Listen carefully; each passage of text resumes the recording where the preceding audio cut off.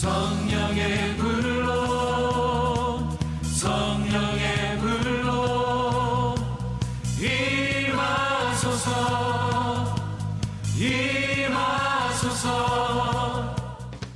전북 지역 교회와 성도의 회복, 부흥을 위해 준비한 시간이에요. 말씀이 있습니다. 찬양이 있어요. 기도가 있어요. 마음속에 영성을 깨워서 여러분의 비전까지 깨웁니다. 목요 톡톡송 전주 안디옥교회 청년부 송영훈 목사님 함께 할게요. 목사님 안녕하세요. 안녕하세요. 말이 그렇게 잠깐 네. 버벅대는 건 네. 설레는 마음이 있어서 그러지 않을까요? 어쩜 맞아요. 설레는 마음. 네, 저도 목요일날 이날을 좀 맞아요. 기억하면 네. 이날을 생각하면 준비하는 전날도 좀 거룩한 부담감도 있지만 네. 이 목요일 아침 딱 되면 기분이 좋거든요. 맞아요. 또 새로운 분들을 만날 수 있고 또 저도 운전하면서 이 채널을 딱 클릭을 하게 되면 네. 정말 그날 들려오는 그 이야기들 이런 것들이 또 힘을 얻기 때문에 이게 아주 중요한 그런 설렘이 있어요. 맞아요. 설레서 말이 잘 안 나왔나 봐요. 우리 얼음님도 함께하고 계시고요. 우리 조성진님도 잘 듣고 있다고 해주셨네요. 야, 역시 늘 변함없이 주님과 동행하는 믿음의 제자 되시길. 그럼요.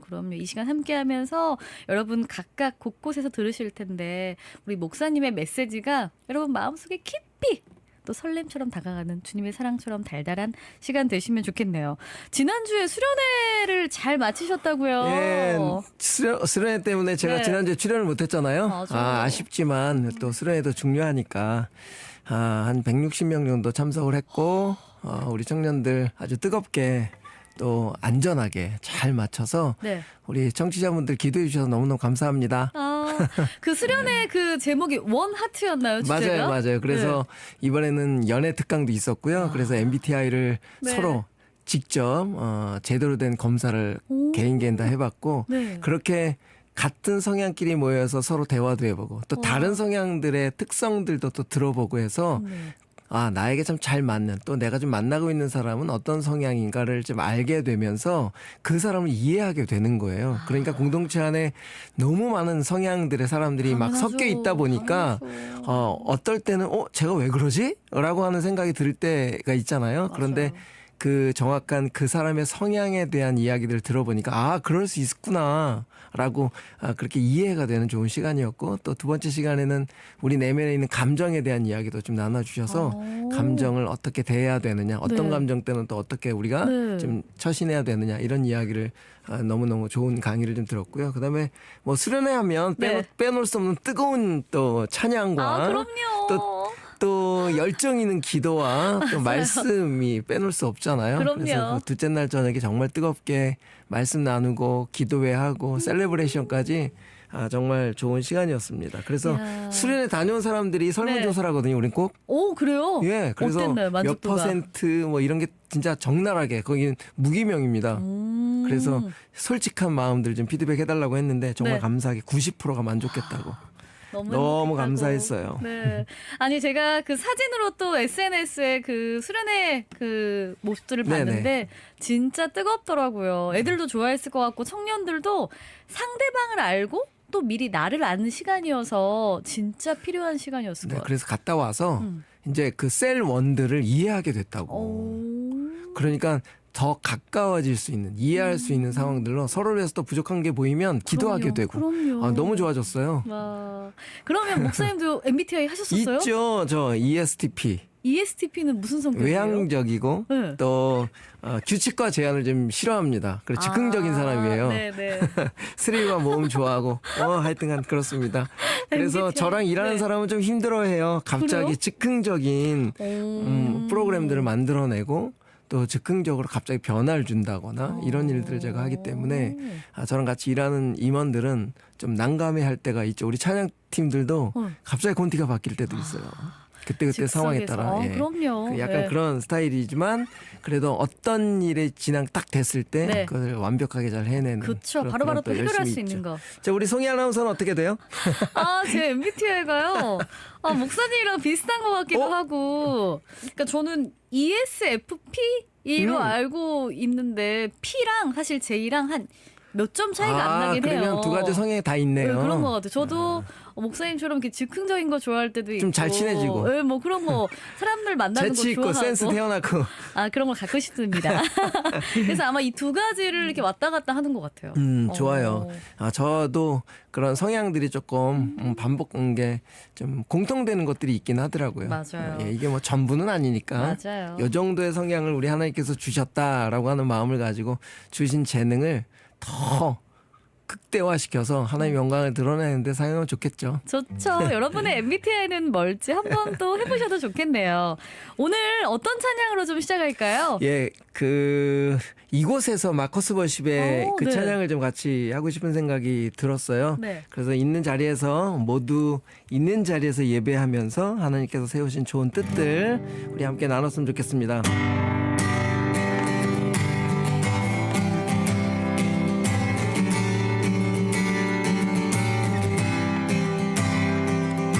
모두 나와 주 경배하네 인도하신 부르심 따라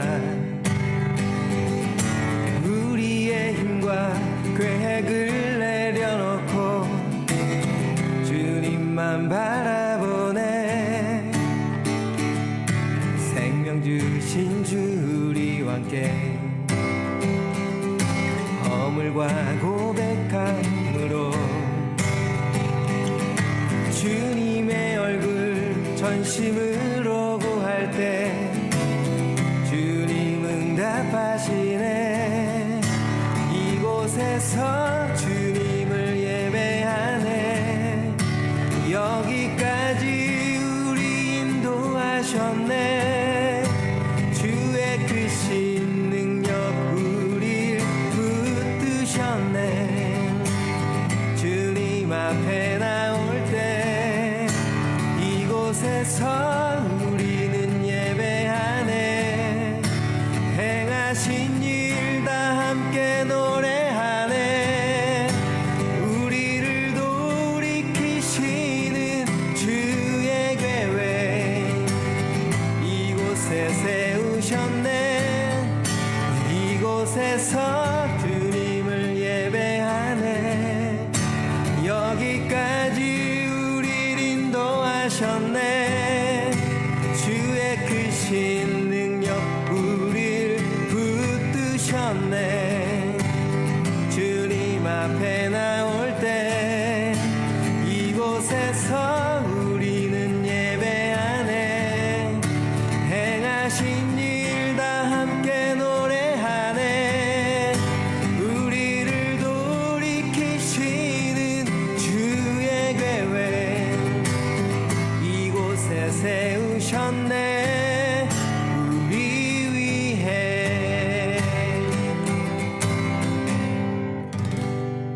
오늘도 우린 주님을 위해 예배하네.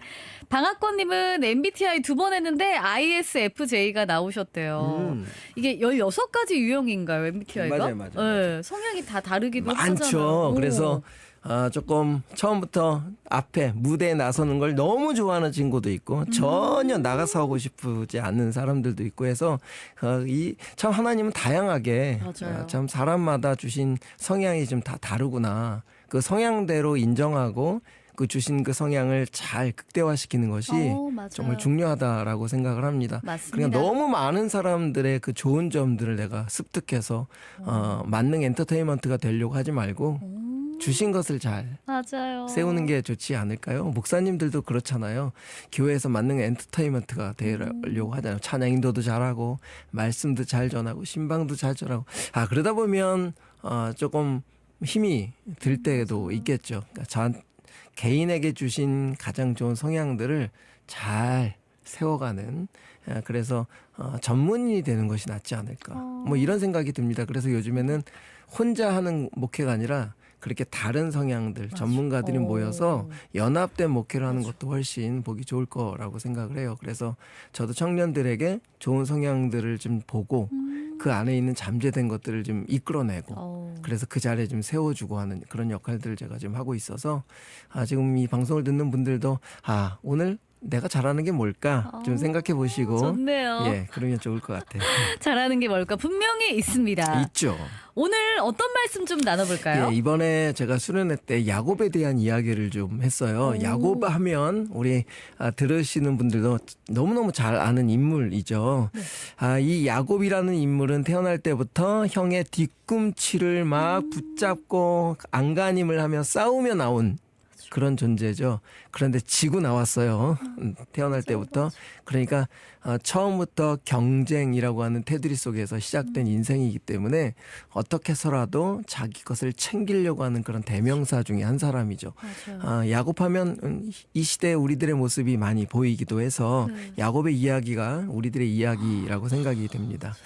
그렇게 태어나면서부터 싸우기 시작했고 또 그런 상처가 있다 보니까 형을 어떻게 해서라도 속여서 장자 명분도 좀 얻고 또 형 모습 대신 뭐 염소털을 손에다가 얹고 아버지로부터 장자의 축복을 뺏기도 하고 야곱의 인생은 자꾸만 자기 스스로 챙길 수 없으니까 속여서라도 뭔가를 얻어내려고 하는 이 시대의 경쟁 속에서 살아내려고 하는 우리들의 모습이기도 합니다. 그래서 야곱은 그런 상처 속에서도 이겨내고 경쟁해서 자기 것을 취하려고 하는 자기 중심적인 사람.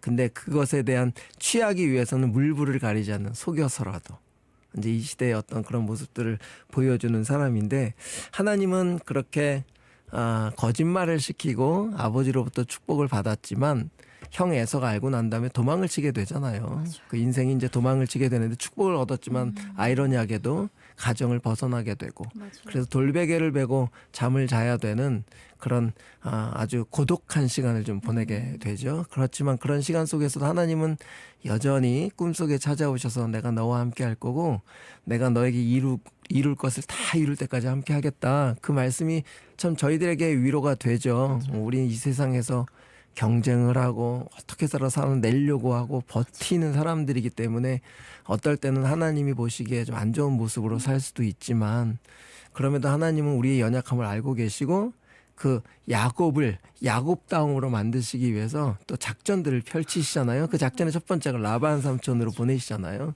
근데 라반 삼촌도 참 영리한 분이라 이 야곱의 속이는 그 이상 그 위에서 또 야곱을 속이기도 하고 그렇게 좋아하는 둘째 딸 라헬을 준다고 약속해 놓고 주지 않잖아요. 첫째 딸을 주기도 하고 그렇게 각자 삶 속에서 야곱이란 존재가 세상에 부딪히며 살아가지만 세상은 그렇게 만만치 않은 거죠.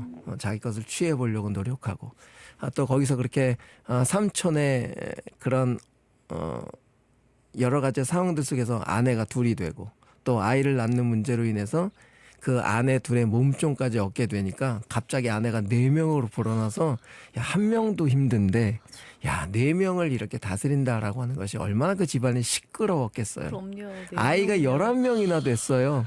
와. 이게 좀 문제가 이제 이 야곱 입장에서는 점점 실타래가 꼬여가는 그런 느낌인 거예요. 한편으로는 당시 시적 사회였기 때문에 그 가족이 좀 많아야 힘을 쓸 수가 있는 시대잖아요. 그래서 아내를 많이 얻고 자녀들이 많아야 힘을 쓰기 때문에 힘은 뭔가 좀 강해진 것 같은데 이 가족의 문제는 점점 실타래가 얽혀지고 있고 네. 이제는 삼촌하고 관계도 좀 소원해지면서 삼촌이 어떻게 할까봐 또 가축들을 좀 자기 것으로 만들기 위해서 교묘한 방법들을 사용해서 그래도 가축을 좀 많이 얻게 되죠. 당시 가축은 재물 또 상징이기 때문에 큰 재물을 얻게 됐는데 또 거기서 도망치게 되잖아요. 또 삼촌네 집에서. 그래서 뭐가 취해지고 뭐가 얻어지고 뭔가 많아지는 것 같은데 야곱의 인생은 계속 꼬여가는 거예요. 그래서 도망치죠. 라반 삼촌으로부터. 그러니까 우리 야곱 인생을 보면 하나님이 늘 함께 계심에도 여전히 자기 중심적으로 살다 보면 그 인생이 어떻게 결론이 내어질지를 알려주는 인생 같아요. 그래서 도망을 칩니다. 삼촌으로부터. 그 삼촌으로부터 도망쳐서 그 많은 인원들과 재물들을 가지고 어디로 갈까 고민을 하다가 아버지 집으로 돌아가게 되죠. 그러니까 공허하면 그냥 아버지 집이 생각이 나는 것 같아요. 탕자처럼. 그러니까 우리 인생에도 하나님의 형상으로 지음받았기 때문에 우리는 어쩔 수 없이 하나님을 생각할 수밖에 없는 그런 존재인데 그런데 거기에 덜컥 에서가 장정 400명을 데리고 죽이러 온다는 이야기를 듣는 거예요. 그러니까 야곱이 어땠을까요?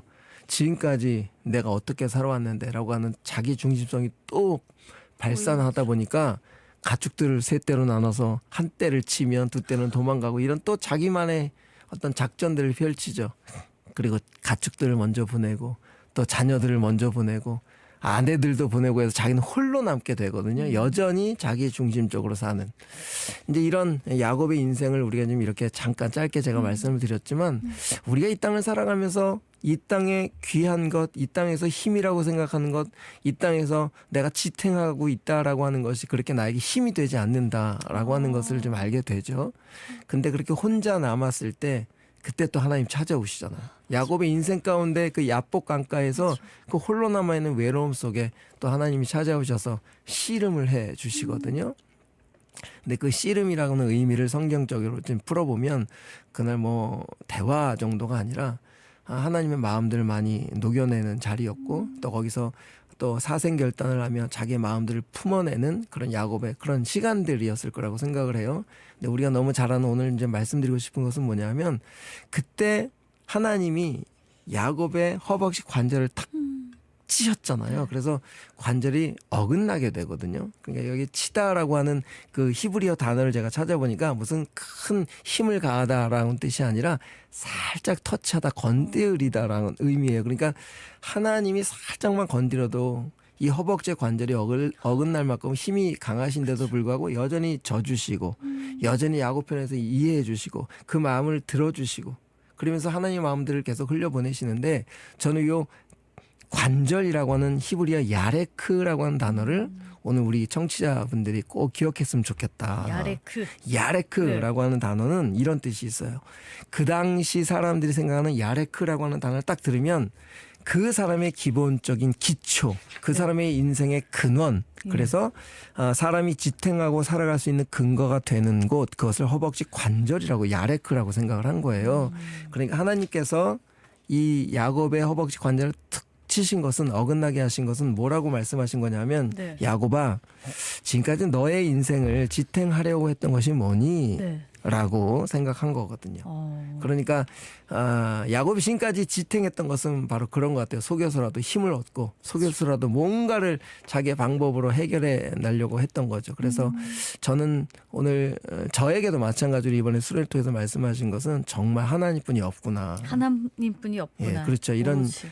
생각을 하게 돼서 우리 청취자분들도 이 땅에 살아가는 모습은 내가 이 땅에 어떤 그 무엇인가를 가지고 취하는 그것으로 이 땅을 지탱해 나가는 것이 아니라 정말 하나님 주신 그 마음과 말씀과 그 사랑으로 지탱해 나갈 때 모든 것이 그때부터 해결이 되기 시작해요.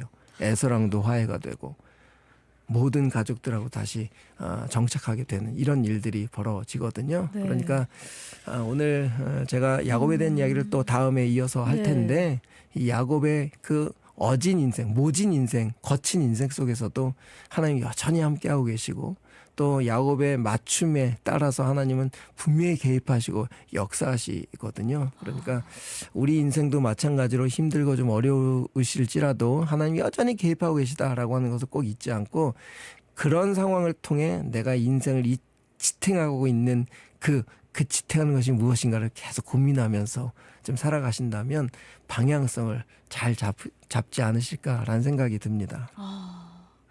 오로지 하나님, 오로지 날 지탱하게 해주는 힘들. 그렇죠. 우리 5701번님, 그 목사님의 이 찬양도 좋았고 수련회도 뜨거웠다라는 그 마음들, 그 평온한 마음이 느껴집니다. 저는 30대 그 자녀를 키우고 있는데요. 이 30대에는 결혼, 뭐 취업, 직장 생활 많은 부분에 좀 어려움이 있는 것 같아요. 같이 살고 있지만 뭔가에 좀 표정이 안 좋거나 뭔가 힘들어할 때 그런 걸 좀 우리 아들이 얘기를 했으면 좋겠는데 얘기하지 않아서 참 걱정이 될 때가 많습니다. 하나님이 아들 인생 가운데서도 깊이 개입하고 계시니까 저는 당연히 부모님 입장으로서 해야 될 역할들이 있다고 생각하지만 좀 기다려 주시는 것도 맞다라고 생각이 됩니다. 저도 39살에 돌아왔어요. 네. 39살에 그러면 네. 다시 이게 돌고 돌아서 오실 수 그럼요, 있는 거잖아요. 그럼요. 하나님은 한 영혼도 놓치고 싶지 않고 아. 하나님 편에서는 의미 없는 인생이 단 한 사람도 없습니다. 역시 맞습니다. 우리 시드니에서 듣고 계시는 채연님, 요셉과 같은 삶을 우리가 매일매일 살고 있는 것 같아요. 세상의 분열과 혼란 가운데 하나님 앞에서 참아낼 수 있는, 이겨낼 수 있는 단단한 용기와 믿음이 필요한 오늘인 것 같습니다. 그럼에도 불구하고 다시 한번 십자가를 바라봅니다. 라고 해주셨고요. 그리고 또 1508번 님도 오늘도 역시나 목사님의 명언과 같은 말씀 감사합니다. 이 메시지로 또 힘을 얻고 있습니다. 6004번 님도 오늘도 감사합니다. 라고 남겨주셨습니다. 오늘 우리 야곱에 대한 이야기 함께 나눴는데 마지막으로 목사님 기도 네, 해주시겠어요? 기도하겠습니다. 하나님, 우리 모두는 야곱 같은 인생을 살 수밖에 없는 이 세상에 살아가고 있습니다. 내 마음대로 되지 않습니다. 그래서 뭔가를 취하려고 하고 뭔가를 좀 힘있게 잡아보려고 하지만 가장 힘 있으신 분은 하나님이시고 하나님께 우리 인생을 지탱하는 그 모습을 맡겨드릴 때 우리 인생은 다시 올바른 자리로 또 하나님께서 원하시는 자리로 그렇게 서게 될 줄 믿습니다. 그런 인생들 될 수 있도록 주님 함께하여 주옵소서. 예수님의 이름으로 기도 올리옵나이다. 아멘, 아멘. 우리 6239번님이 요즘 교회에 대해 좀 기도하고 있습니다. 제가 오랫동안 한 10년 동안 섬겼던 교회인데 그 교회 안에서 여러 가지 그 장로님과 권사님, 성도들의 그 모습을 보면서 좀 실망을 한 부분들도 있거든요. 그래서 그 사람에 대한 마음들을 어떻게 주님이 주실지 기도하고 있습니다. 같이 함께 기도해 주세요. 라고 하셨고 온누리 소망님도 함께 하고 계십니다. 이 마음들 같이 함께 또 기도해 주시면 네네. 목사님. 그리고 야곱에 예. 대한 이야기는 다음에 좋아요. 더 정리를 해서 또 여러분들과 좋은 말씀 나누도록 하겠습니다. 좋습니다. 오늘 허벅지 야레크 네. 살짝 만지는 우리 야곱에 대한 이야기 함께 나눴고요. 목요일 코너 목요 톡톡송 전주 안디옥 교회 청년부 송영훈 목사님 함께했습니다. 목사님 고맙습니다. 네, 감사합니다.